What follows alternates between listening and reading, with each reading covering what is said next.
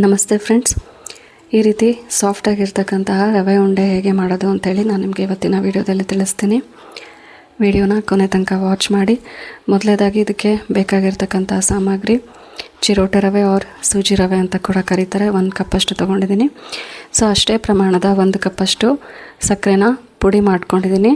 2 ಏಲಕ್ಕಿ ಹಾಕ್ಬಿಟ್ಟು ಇದ್ರ ಜೊತೆಗೆ ತುಪ್ಪ ಬೇಕಾಗುತ್ತೆ ಮತ್ತು ಡ್ರೈ ಫ್ರೂಟ್ಸ್ ಬೇಕಾಗುತ್ತೆ.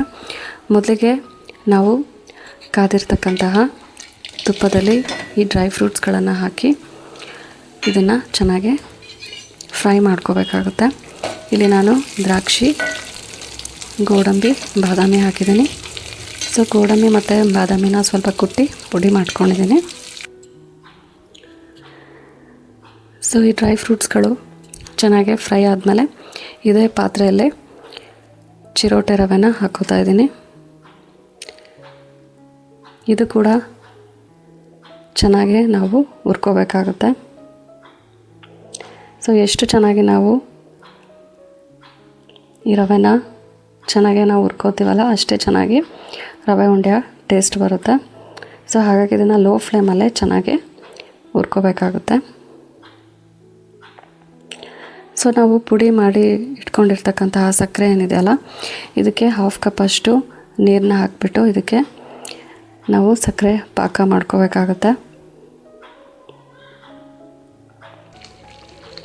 ಸೊ ನೋಡಿ, ಈ ರೀತಿ ಸಕ್ಕರೆ ಪಾಕ ಮಾಡ್ಕೋಬೇಕಾಗುತ್ತೆ. ಈ ರೀತಿ 1 ಎಳೆಯಷ್ಟು ಪಾಕ ಬರಬೇಕಾಗುತ್ತೆ.